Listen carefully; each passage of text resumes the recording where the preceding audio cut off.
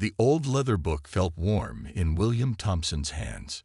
Strange, considering it had been locked away in Cambridge University's cold basement archives for over a century. As a professor of ancient languages, he had read thousands of old texts, but this one was different. The leather cover had no title, only a strange mark that looked like a twisted cross. The clock on the archive wall showed 11:30 p.m. William should have gone home hours ago, but he couldn't put the book down. His fingers trembled as he turned another page. The Latin text was unlike anything he had seen before. It wasn't the elegant Latin of church scholars. It was older, rougher, and filled with words he had never encountered. "This can't be right," he muttered, adjusting his reading glasses. The book described what appeared to be demon possessions, but the details were too precise, too scientific. The demons had specific patterns of behavior. They could speak languages their hosts had never learned. They gave their hosts unusual strength. Most importantly, they seemed to follow rules that had nothing to do with religious beliefs. William reached for his tablet and started typing notes. According to the book, the first documented case was in 1472, in a small village near London. A young woman named Elizabeth had suddenly started speaking perfect Greek, despite never leaving her village.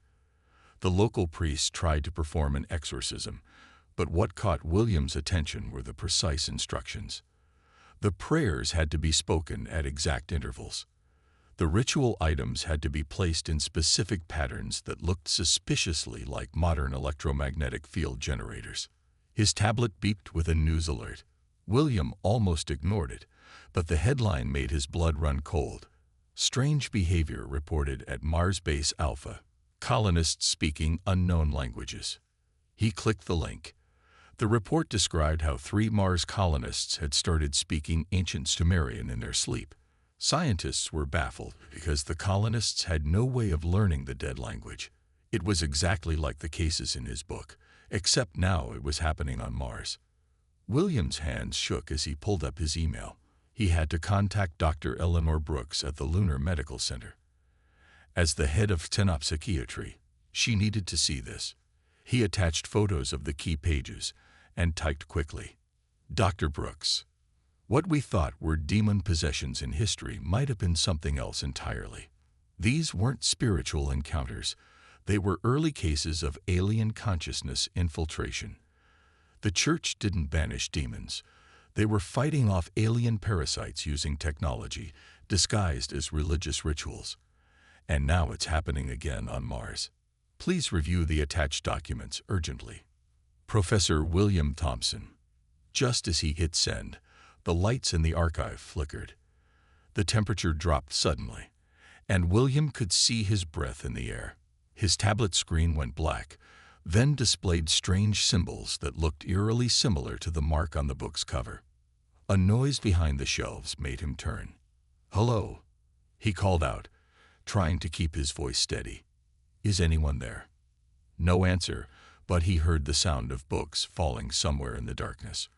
William grabbed his tablet and the ancient book, shoving them into his bag. He needed to get out of here. As he rushed toward the exit, he heard something that made him stop dead in his tracks. Someone speaking in perfect ancient Latin, reciting words directly from the book he had just been reading. But the voice wasn't coming from behind him. It was coming from above, from the Mars colony, through his tablet's still active newsfeed.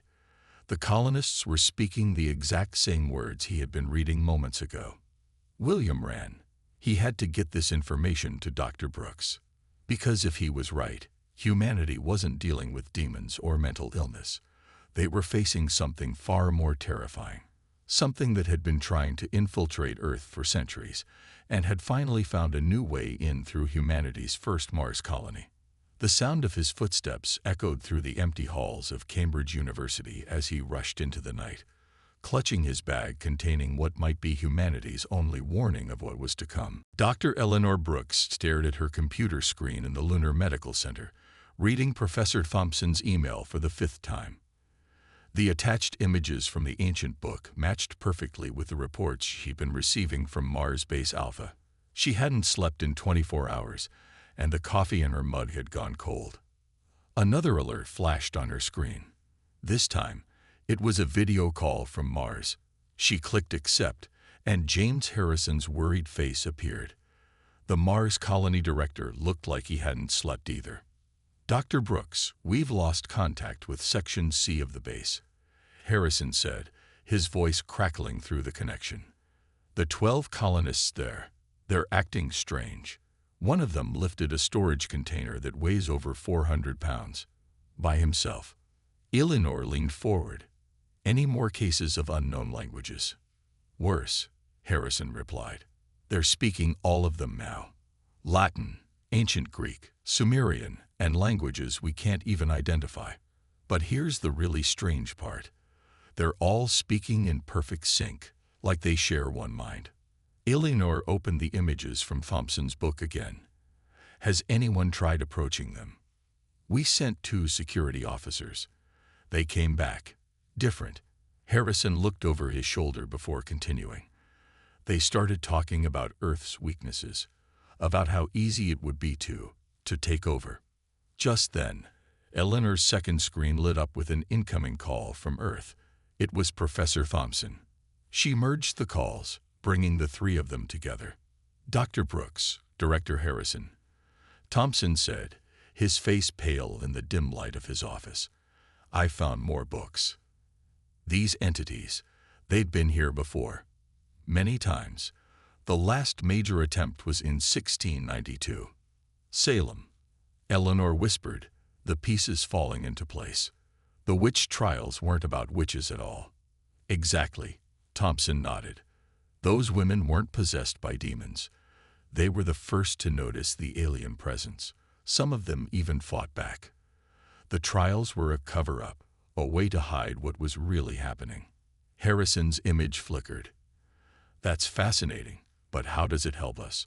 I have 12 colonists who can bend steel bars with their bare hands, and the number of infected is growing." Eleanor pulled up the medical scans from Mars. "Look at their brain activity. It's identical to the patterns described in the old exorcism records. The same areas light up, the same frequencies appear. Those ancient priests weren't just making up rituals. They were following a scientific procedure, even if they didn't understand it." "But why didn't the entities come back to Earth directly?" Harrison asked. "Why wait centuries and then attack through Mars?" Thompson held up one of his books. "Because they couldn't. Look at these records. Every time they tried to approach Earth directly, something stopped them. Something about Earth itself keeps them at bay." "But Mars has no natural protection," Eleanor finished. "We need to quarantine the entire Mars base Alpha immediately. No ships in or out." "Too late," Harrison's voice shook. "A supply ship left for Earth 6 hours ago. 2 of the crew members were from Section C." Eleanor felt her heart skip a beat. She quickly pulled up the ship's trajectory on her screen. It would reach Earth in 36 hours. "We need help," she said firmly. "Professor Thompson, your books mention someone who might understand these rituals better than anyone. A family that's been fighting these entities for centuries." Thompson nodded. "The Fletchers. Robert Fletcher is the last one. He's retired now, living in northern England." "Find him," Eleanor ordered, already grabbing her coat. "I'm taking the next shuttle to Earth. Director Harrison, lock down every section of the base that's still under our control. Don't let anyone from Section C communicate with the other colonists." As she ended the call, Eleanor looked out the window at Earth hanging in the black sky. Somewhere up there, a ship was carrying humanity's oldest enemy back to its home planet. They had 36 hours to prepare for an invasion that had been centuries in the making.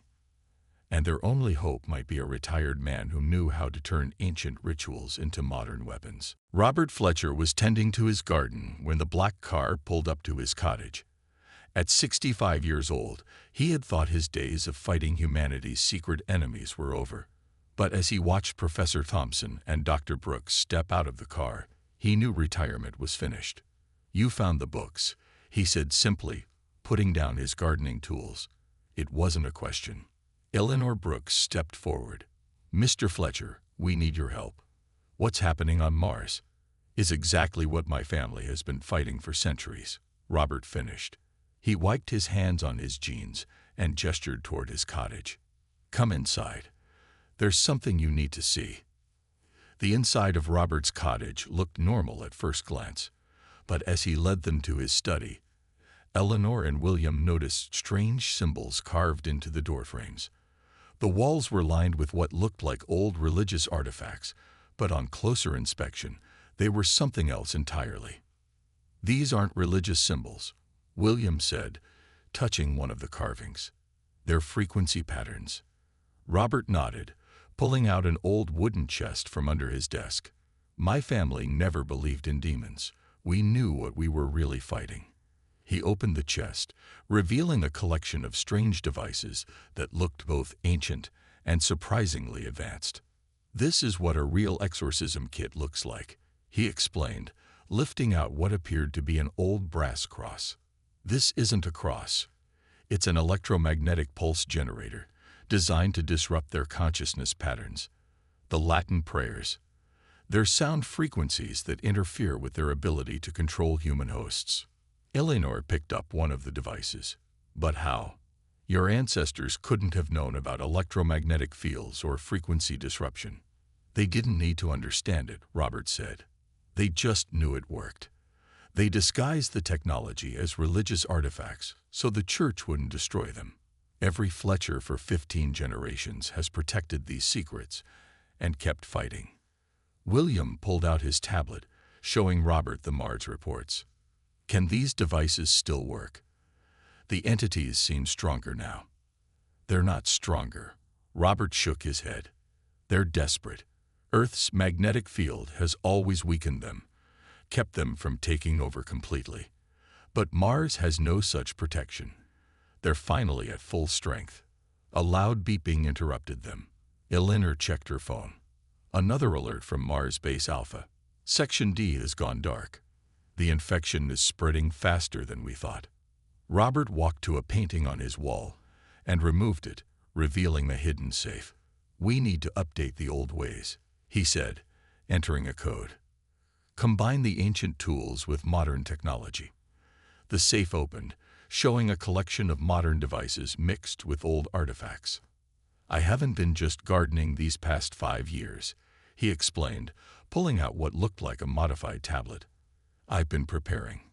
Converting the old frequencies into digital form, updating the patterns for modern use. The supply ship will reach Earth in 24 hours, Eleanor said urgently. "Can your devices stop them?" Robert's face grew serious. "Not alone, but combined with modern technology." He turned to William. "Professor, those books you found, they contain the base frequencies we need. Dr. Brooks, your understanding of synapsopsychiatry can help us modify the signals for maximum effect." He began pulling equipment from the safe.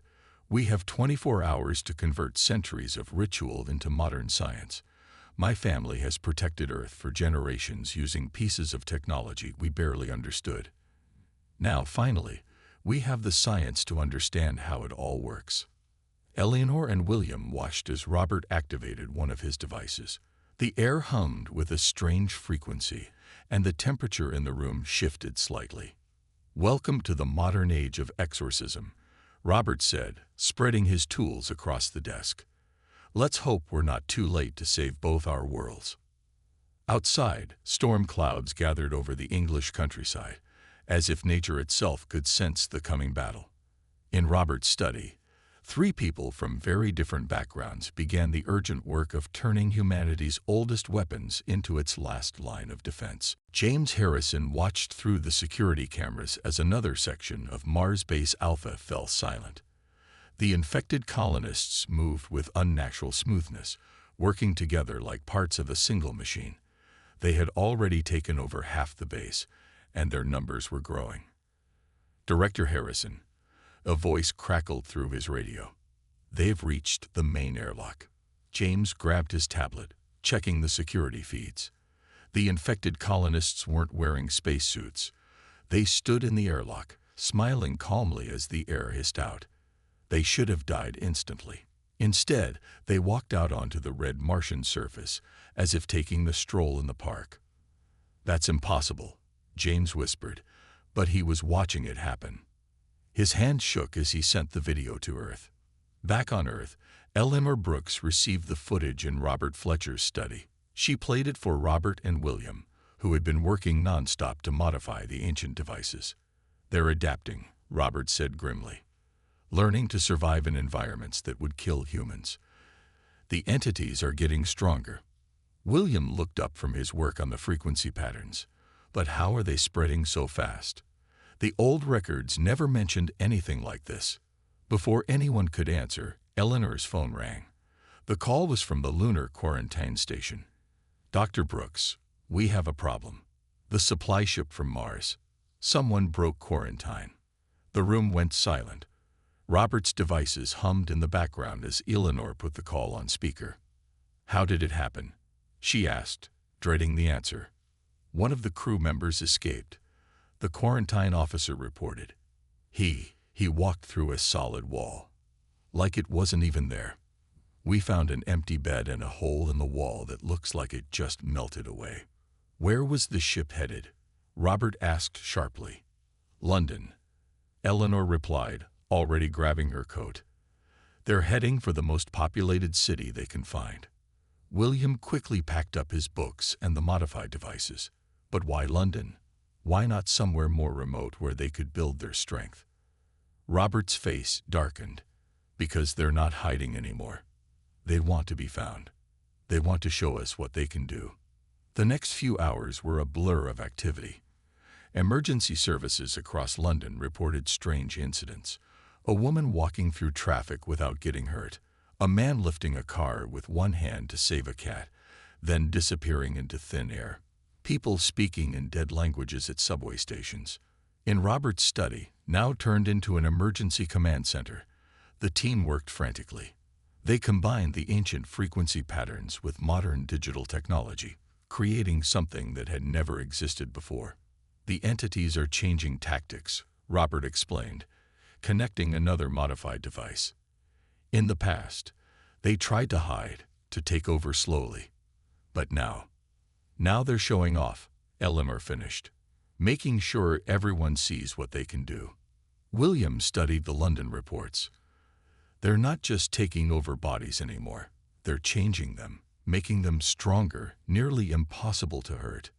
A loud beep from Eleanor's tablet interrupted them. The lunar quarantine station was calling again. The video showed the rest of the Mars ship's crew, still in custody. They were all speaking in perfect unison, repeating the same message over and over. "What are they saying?" Eleanor asked. William leaned in to listen, his face growing pale. "They're counting down," he translated, in ancient Sumerian. "They're saying, 6 hours until the new age begins. Your world is our world now." Robert looked at their modified devices, still not fully tested. 6 hours, he said quietly. 6 hours to stop an invasion that's been planned for centuries. Outside, London's skies grew dark with storm clouds. The same strange weather that had started at Robert's cottage was spreading across the city. The entities weren't just bringing darkness to Mars anymore. They were bringing it to Earth, and they were starting with one of humanity's oldest cities. The final countdown had begun. The quantum physics lab at Imperial College London was normally quiet at midnight. But tonight, Mary Blackwood wasn't alone in her lab. The escaped crew member from the Mars ship had found her, just as the entities had planned. Mary was special. As one of Earth's leading quantum physicists, her mind held knowledge that the entities desperately wanted. When the infected crew member touched her shoulder, she didn't even have time to scream. Across London, in Robert Fletcher's makeshift command center, alarms went off on every device. Eleanor Brooks watched in horror as new readings appeared on her screens. "Something's different about this one," she said, showing the others. "The energy patterns are unlike anything we've seen before." Robert studied the readings. They found what they were looking for, a host with the right kind of knowledge. William Thompson looked up from his ancient books. "What do you mean?" They didn't just take over Mary Blackwood's body, Robert explained. They merged with her knowledge. They're learning how to use human science to make themselves stronger. As if to prove his point, the lights across London began to flicker. At Imperial College, Mary Blackwood walked out of her lab. But she wasn't alone anymore. Her eyes glowed with an unnatural blue light, and the air around her crackled with energy. "She's manipulating quantum fields," Eleanor said, watching through the security cameras they'd hacked into. "They're using her knowledge to affect reality itself." Robert grabbed his modified devices. "We need to move now. If they learn too much from her mind, no force on Earth will be able to stop them." The team rushed to their car, bringing their combination of ancient tools and modern technology. As they drove through London's dark streets, they saw signs of the entity's growing power. Streetlights bent in impossible ways. Windows showed reflections of things that weren't there. People walked up walls as if gravity had stopped working. "Mary Blackwood is at the center of it all," Eleanor said, tracking the energy readings on her tablet. "The entities are using her understanding of quantum physics to break the laws of nature." They found Mary in Trafalgar Square, floating several feet above the ground. A crowd had gathered, filming with their phones as reality warped around her. The water in the fountains flowed upward, forming impossible shapes in the air. "The old rituals won't be enough," Robert said, setting up his equipment. "We need to adapt them to fight this new threat." William opened his books, comparing the ancient symbols to the quantum equations displayed on Eleanor's screen. "Look at this," he said excitedly. "The old frequency patterns, they're quantum formulas. Your ancestors weren't just disrupting consciousness patterns, they were manipulating quantum fields." Eleanor quickly typed the calculations into their modified devices. "The entities aren't just possessing people anymore. They're trying to change the fundamental laws of our universe." Robert aimed his modified cross at Mary. The brass device now housed complex quantum technology. "We have one chance," he said, "if we can match her quantum manipulation with our own." He activated the device. A wave of energy pulsed out, invisible but powerful. The water in the fountains crashed back down. Mary's glowing eyes flickered. But then she smiled. With a wave of her hand, she sent a surge of energy toward them. Robert's device absorbed the blast, but started smoking. "She's too strong," he shouted. "The entities are using her knowledge to counter everything we try." Eleanor looked at her readings again. "Wait," she said. "Look at the pattern. When we hit her with the quantum pulse for just a second, the human part of her consciousness separated from the entity." William grabbed his books. "That's it. We don't need to fight their power. We need to separate them from their host." The ancient rituals, they weren't about driving entities out by force. They were about helping the human consciousness break free. Robert finished. "Quick, help me adjust these frequencies. We're not going to fight quantum with quantum. We're going to remind Mary Blackwood who she really is," Eleanor said, understanding dawning in her eyes. "And human consciousness is the one thing these entities have never been able to fully control." The battle for London was about to begin, not with weapons or force, but with a desperate attempt to save one brilliant mind from humanity's oldest enemy. While Eleanor and Robert worked to save Mary Blackwood in London, William Thompson sat surrounded by ancient books in the British Library's secure reading room. Time was running out, but he knew the answer had to be in these pages. "Come on," he muttered, flipping through another leather-bound volume. "Show me what we're missing." His fingers stopped at a page from 1346, the time of the Black Death. But this account was different from the others. It described people who couldn't die from the plague, who walked through infected areas without getting sick. People with glowing blue eyes. William's hands shook as he turned more pages. The pattern was there, hidden in plain sight. Every major disaster in human history had stories of people who were different, who were stronger, who couldn't be hurt. His phone buzzed. Eleanor's voice came through, tired but urgent. "William, we've managed to contain Mary in a quantum field, but we can't hold her forever. Please tell me you found something." I have, he said, taking photos of the pages with his tablet. But it's not what we thought.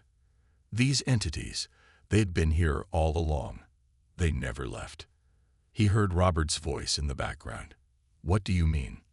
William pulled up more historical records on his screen. Look at this pattern. The Salem witch trials, the Black Death, the Great Fire of London. Every time humanity faced a disaster, the entities appeared, but they didn't cause the disasters. They were trying to survive them.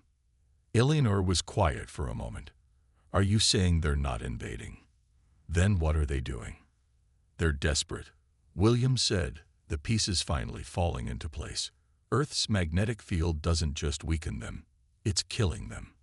They've been trying to adapt to our world for centuries, using human hosts to understand us. He sent them images from his findings. See these accounts. Every time they possessed someone, they left behind a piece of themselves, a genetic marker. And that marker, he paused, his voice filled with wonder, it made humans stronger. That's why Mary is so powerful, Robert said slowly. She's not just possessed. She's carrying centuries of their attempts to survive here. William nodded, even though they couldn't see him. Exactly. And look at this. In every case, the entities were eventually driven out. Not by the rituals, but by the human consciousness itself. Our minds are naturally resistant to complete takeover. Eleanor's voice grew excited. That's why they went to Mars. They needed a place without Earth's magnetic field to gather their strength, to learn how to survive here permanently. But they made a mistake, William said, closing the books carefully. They chose Mary Blackwood, thinking her quantum knowledge would help them overcome Earth's natural defenses. Instead, she might be the key to understanding them, Robert finished. Just then, William heard a noise behind the library shelves. He turned to see a figure standing there, another survivor from the Mars ship, blue eyes glowing in the darkness. They know, William whispered into the phone. They know we've figured it out. The figure stepped forward, but instead of attacking, it spoke in a voice that sounded both human and not. We have watched you for centuries, it said. Learned from you. Tried to become like you. William stood his ground, his phone still connected to Eleanor and Robert. Why? Why go to all this trouble? Because we are dying, the figure said simply. Our own world was destroyed long ago. We thought Earth could be our new home, but your planet's core, its magnetic field, it poisons us. We needed to understand how humans survive here. William looked at the books spread around him. Centuries of human encounters with these beings. All this time, he said, you weren't trying to invade. You were trying to evolve. The figure nodded. And now, through Mary Blackwood's knowledge, we finally understand what we need to do. The question is, will you help us? In London, Eleanor and Robert listened through the phone, their devices still holding Mary in their quantum field. The choice they would make next would change not just human history, but the future of two species fighting for survival. 3 days after the London incident, Eleanor Brooks stood in front of a hastily assembled group of scientists and government officials in a secret underground facility beneath London. The room was filled with a mix of ancient artifacts and modern technology. We're not fighting an invasion, she explained, showing slides of William's historical findings. We're dealing with refugees, beings who lost their world and have spent centuries trying to survive on ours. Robert Fletcher stepped forward, holding one of his modified devices. The old ways of exorcism weren't about driving out demons. They were about helping two different types of consciousness separate safely.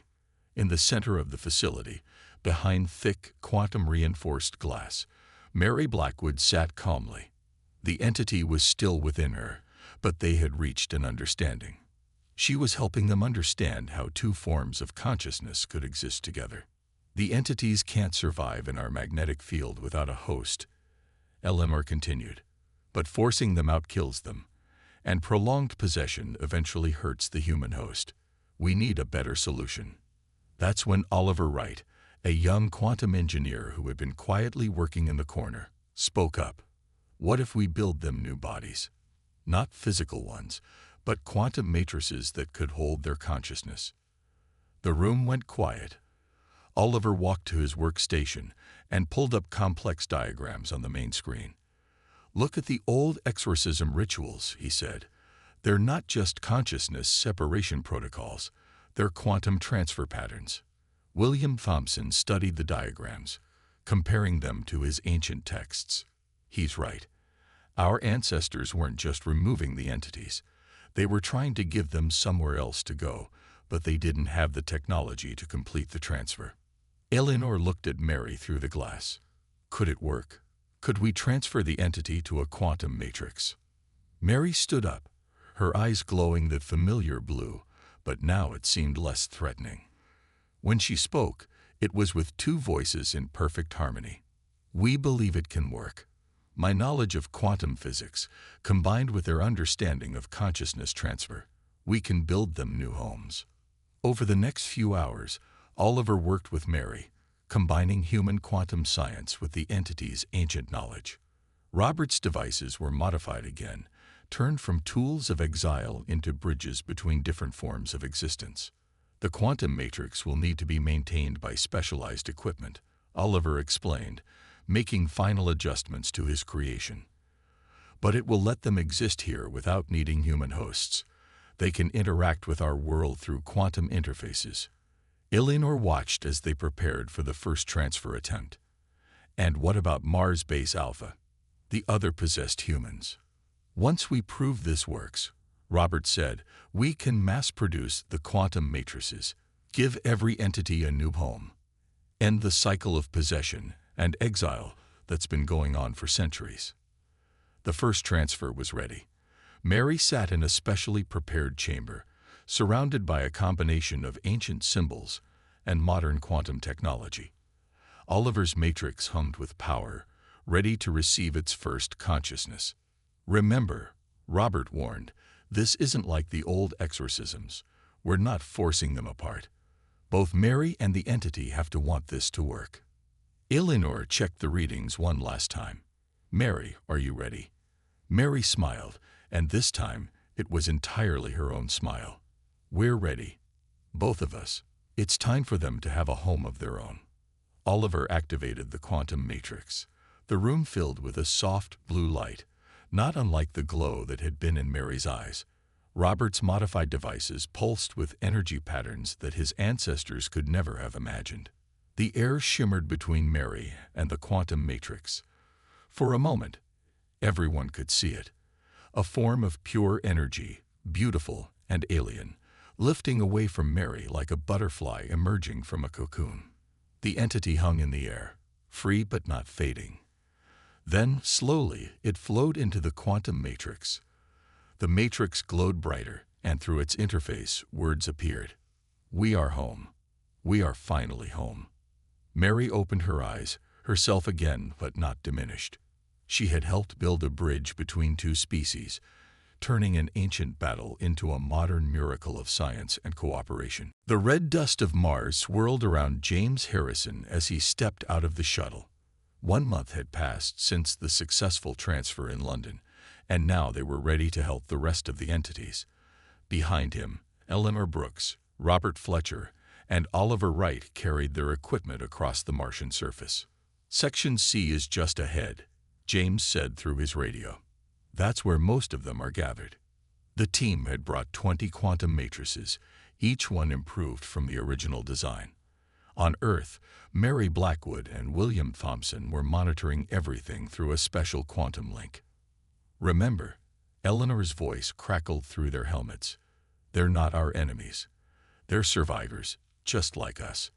As they approached Section C of Mars Base Alpha, the airlock door opened on its own. Inside, 30 colonists waited, their eyes glowing that familiar blue. But now the team understood what that light really meant. It was a sign of two consciousness trying to work together. We've been waiting, the colonists said in unison. We watched what you did on Earth. You found a way to help us survive. Oliver stepped forward with the quantum matrices. "We can give you all new homes," he said. "A way to exist in our world without needing human hosts." Robert began setting up his modified devices, no longer tools of exorcism, but bridges between different forms of life. The ancient symbols on them now work together with Oliver's quantum technology, creating something entirely new. "But we need to know something first," Eleanor said. "Why did you choose Mars? Why now?" The colonists smiled, and one of them stepped forward. "Because humanity was finally ready. You had reached the stars. You had started to understand quantum physics, and most importantly, you had shown you could adapt and help others survive." Through their quantum link, William's voice came through. "They'd been watching us grow, waiting for us to be ready for this moment." Mary's voice followed. "They don't want to take our world. They want to help us explore new ones." The entities began to explain through their human hosts. They had visited countless worlds in their long existence. They understood things about space travel that humans had only dreamed of. If they could exist safely in our world, they could share that knowledge. Oliver checked his readings. "The matrices are ready. We can begin the transfers whenever you are." One by one, the colonists stepped forward. The process that had been tested in London was repeated on Mars. Each entity lifted free from its human host, a beautiful display of shifting energy, before flowing into its new quantum matrix home. As each transfer completed, the matrices glowed with new life. Through their interfaces, the entities began sharing their stories, tales of distant worlds, of travels between the stars, of civilizations risen and fallen. James watched as his colonists returned to normal, tired but unharmed. Each person remembered everything, carrying memories of both terror and wonder. They had been part of something unprecedented, a bridge between two very different forms of life. The last transfer was complete just as the sun set on the Martian horizon. Eleanor looked at the glowing matrices, each one now home to a consciousness that had waited centuries for this moment. "What happens now?" James asked, looking at the transformed Section C. Through the quantum interfaces, the entities answered. "Now we work together. We have the knowledge of 1,000 worlds. You have the strength and creativity that helped you survive on this harsh planet. Together, we can reach further than either of us could alone." Robert packed away his devices, the last time they would ever be used for their original purpose. "The age of exorcism is over," he said quietly. "The age of cooperation begins." Back on Earth, in the London facility, William added one final note to his historical records. "For centuries, we thought we were fighting an invasion. Instead, we were preparing for a friendship that would change two species forever." The most terrifying exorcism cases in history turned out to be humanity's first steps toward a much larger universe. Eleanor looked out at the Martian sunset, the quantum matrices glowing like new stars in the growing darkness. Sometimes, she thought, the most powerful weapons aren't the ones that drive things apart, but the ones that bring them together.